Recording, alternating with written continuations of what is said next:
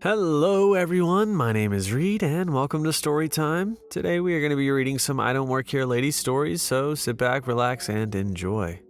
What's the magic word? I was in Target wandering around for my sister to get off work. I usually walk her home when she works late at Target. It's only a few blocks, but it's dark outside and you never know what may happen. I'm checking out the prices on hockey jerseys when an older man tapped me on the shoulder. I turned around and he asked me if I know where the socks are. I pointed and told him where, and he thanked me and walked away. The gentleman returned and asked if I could help find the proper price because they were strewn all over. Sir, could you please help me? I would appreciate it very much. Sure, no problem, I said. We walked to the footwear aisle and looked to find the proper price. He thanked me and went on his merry way. A minute or two later, an older woman comes to me and says, "May I bother you for some help?" I said sure and asked what she needed. "Would it be too much of a bother if you could help me with these storage bins? I need 2, please." I reached them and put the bins in her cart. She thanked me and left. This happened a few more times and I thought nothing about it, and then it happened. A bony finger poking me in the back. I turned around and standing behind me was the typical Karen hair, a resting face that looked like she walked off a Facebook meme, hair and all, smelling as if a vat of lavender fell on her. "Come with me and help me now." I told her no and she started tapping her foot. "I said help me now, mister." Once again I said no. "Listen, Buster, you better help me now or else." "Or else what?" "Or else I'll get your manager." She hissed, and that's when I said those all too familiar words. "Ma'am, I don't work here." No long, drawn-out argument, just, "Then why bother helping if you don't? It's called being kind, helping others who need it. Besides, you didn't say the magic words." With a deep sigh, "Okay then, what are the magic words?" "Ma'am, if you have to ask that at your age, you are beyond my help." I saw my sister walking down the aisle to the exit and caught up with her. All I could do was sigh. My sister asked what was wrong, and I just said, "I'll explain when we get home." I know that was anticlimactic. It's just a little story of how little manners go a long way. Have a wonderful day, everyone. Peace. Come on. You really shouldn't have to ask what the magic words are. It's just common knowledge. Come on, lady. I've given you my money. Now do your job. Sir, you're not our customer. This is not a clear-cut I don't work here lady story. However, it's about a man who refused to believe that he was not our customer. I work for one of the largest Scandinavian airlines at the check-in desk. I encounter some of humanity's worst on a daily basis, but this one in particular stood out to me. It started when I noticed that my coworker at the desk next to me was being berated by this older man. There were no passengers waiting to be checked in at the time, so I ended up listening in on the conversation. In a strangely calm tone, this man was letting out a steady stream of accusations mixed in with total nonsense. "Man, I will be contacting all the newspapers and letting them know about how you were scamming people out of their money. This is your responsibility to fix, so you will have to fix it." Coworker, "I'm very sorry. However, due to this ticket, I gave you my money, so you were gonna have to fix this." This conversation kept looping pretty much exactly like this over and over without my coworker ever getting enough time to explain the problem to the passenger without being cut off. I quietly asked coworker if he needs me to call for a supervisor, but to my surprise, he responded that everything was going great with a grin on his face. With me butting into the conversation, it finally created enough room for my coworker to finally explain to the passenger what the problem was. Coworker, "Sir, you are traveling with our Air, established Irish low-budget airline. We work for S Air. What do you want us to do?" Without hesitation, the older man continues to tell coworker off. "It is S Air that got my money, so it is your people who are going to fix my ticket." Coworker, "There is nothing we can do with this ticket as it is for a different airline that we have no affiliation with. If you want our help, you will have to visit our ticket office." He points in the direction of the ticket office. "I've already given you my money. Why would I give you even more?" At this point, it's been over 20 minutes of this, and both me and coworker are starting to get fed up by this man's antics, and I walk around to the counter and stand next to the man. I gestured towards the ticket office, and as politely yet forcefully as I possibly could, I shut down the conversation by telling him that there is nothing we can do for him at the check-in counter and that he will have to go to the ticket office for help.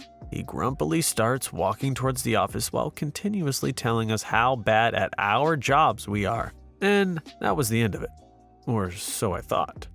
About an hour passes by and I've switched over to helping people out with the self-check-in machines. I'm having a conversation with my supervisor about nothing of any importance when suddenly the man returns.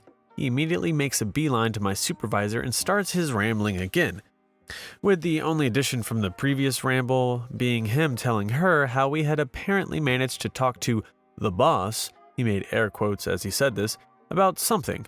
He started to become illegible at this point, but he pretty much regurgitated the conversation we had earlier. My supervisor immediately realizes what kind of situation it was and pretty much ended up ignoring him, helping another passenger who was an actual customer of ours, leaving him to continue complaining to the only other worker there, me. This is nothing personal towards you, bud. And the previous beratements continues on loop, again with another addition that airlines should not be allowed to sell tickets through mobile apps, and that he is going to contact politicians about it to change the rules, and that he is going to speak to the president of the S-Air so that he, the president of the S-Air, can talk to the president of our air so that he, the president of the R Air, had to speak to his employees about how they treat their customers. Again, everyone he's spoken to up until this point works for S-Air.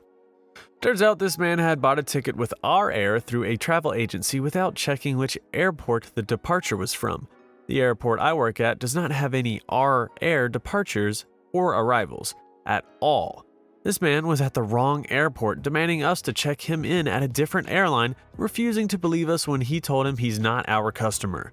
In the end, he ended up just leaving. The funny thing is, he was only going to Copenhagen, which there are many very easy ways to get to.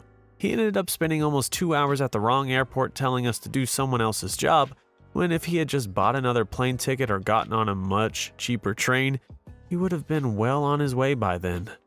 I don't know how you end up at the wrong airport and the wrong airline, but clearly you shouldn't be allowed to fly if you're making mistakes that bad. Meeting a Karen at the hospital. Backstory. A good few years ago, I worked in X hospital. At the time, my old gran was in Y hospital and I decided to visit her after work. After work at X hospital, I decided to go visit my sweet old gran and zipped up my hoodie to not be confused as a worker for Y hospital, but so much for that. When I got to her usual room, I found a different gran. Turns out they moved my gran to a different wing. She is doing much better, so I hoofed it the other direction. On my way there, I was stopped by a wild Karen and 2 teens and a dad in tow. Karen. Excuse me, do you know where patient blah blah is? I'm sorry, ma'am, I don't work here. I work at... You clearly do. You're wearing scrubs. I'm sorry, I actually don't work here. I work at X hospital. Karen blinks twice. Are you seriously just trying to get out of working right now? That's so unprofessional. I'm just trying to find my mother. Now, if you point me in the right direction, we don't need to escalate this further. I'm sorry, but I can't legally help you, but there's a help desk. Random nurse passing by. Hello, how may I help you, ma'am? This jerk is trying to get out of working and not helping me. I want to speak to his supervisor. Nurse turning to me. What department are you in? I don't work here. Karen's husband. Liar, you're clearly wearing the same uniform.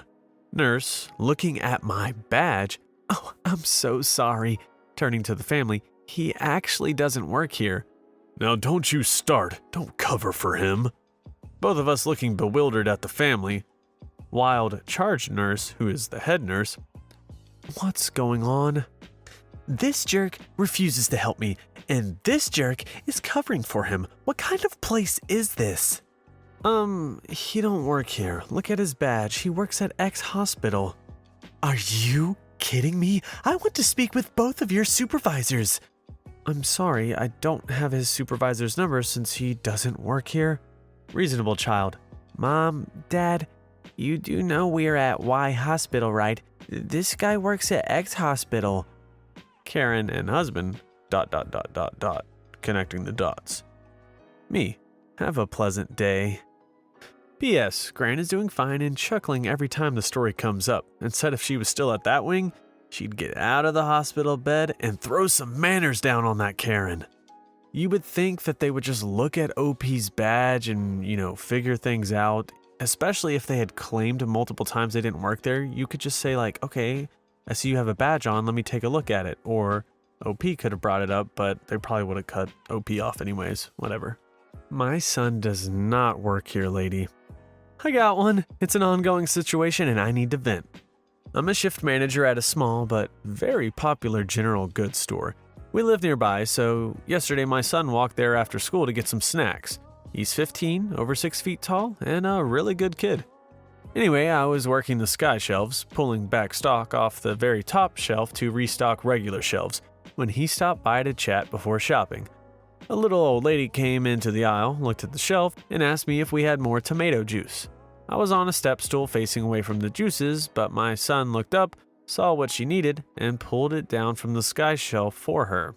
After all the "what a nice boy" comments, he starts to leave, but another lady, whom I know well, stops him with an obnoxious, "I need you to come with me."